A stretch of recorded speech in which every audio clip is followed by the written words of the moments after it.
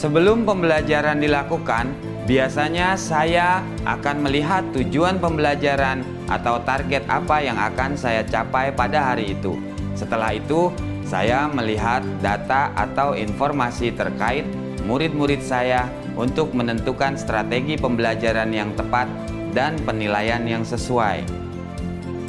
Saat merencanakan pembelajaran, Pak Kasim mempersiapkan beberapa sumber belajar yang menurutnya akan membantu murid-muridnya belajar sesuai dengan kebutuhannya.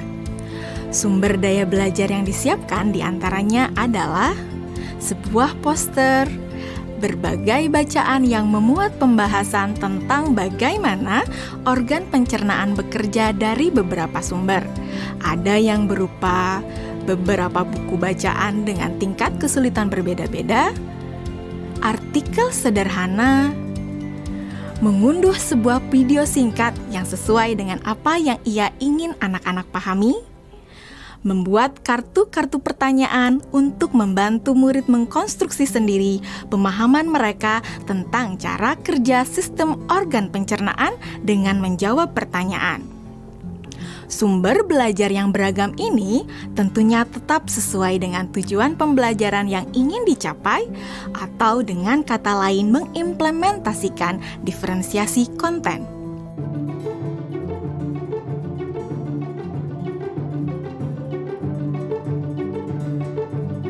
Setelah semua sumber materi yang beragam disiapkan, saya mempersiapkan daftar kegiatan lengkap dengan instruksinya. Misalnya, membaca buku atau artikel, dan lain sebagainya, mengamati poster, mendiskusikannya, dan kemudian membuat ringkasan untuk menunjukkan pemahaman tentang isi poster tersebut. Menjawab kartu-kartu pertanyaan. Aktivitas-aktivitas tersebut walaupun berbeda-beda, namun semuanya bertujuan agar murid memahami cara kerja sistem pencernaan. Assalamualaikum. Bagaimana kabar kalian? Waalaikumsalam. Baik, Pak. Hari ini kita akan mempelajari tentang sistem pencernaan manusia. Saya, Pak. Di awal pembelajaran, Pak Kasim memberikan penjelasan kepada semua murid yang ada di kelasnya tentang tujuan pembelajaran dan konsep kunci yang ia ingin anak-anak kuasai. Lewat proses tanya jawab dan contoh-contoh, Pak Kasim memastikan bahwa murid-muridnya memahami apa yang dimaksud dengan sistem. Pak Kasim meminta murid-murid bekerja dalam kelompok. Untuk penugasan kali ini, Pak Kasim telah mengelompokkan murid berdasarkan tingkat kemampuan murid membaca.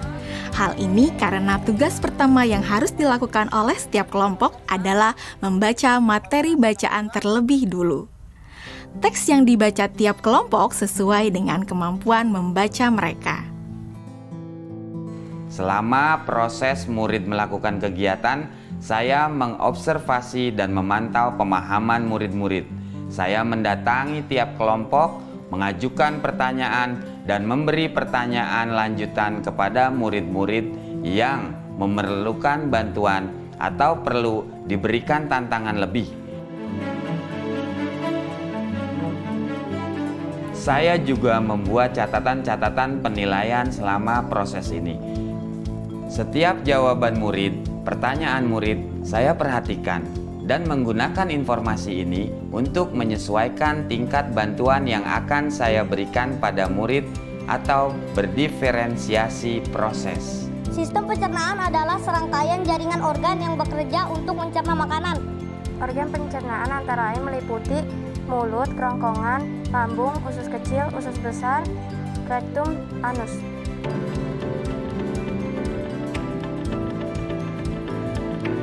Sekarang silakan membuat model yang menunjukkan sistem kerja pencernaan manusia secara mandiri.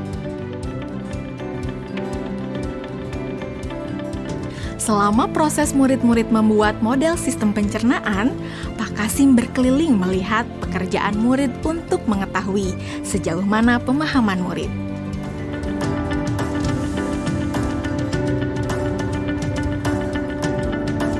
Di akhir pembelajaran, saya melakukan kegiatan refleksi, di mana refleksi tersebut digunakan untuk mengapresiasi murid, untuk mengetahui atau menilai sejauh mana pemahaman murid tentang topik yang sedang dipelajari, untuk mengetahui bagaimana perasaan murid-murid ketika melakukan proses pembelajaran.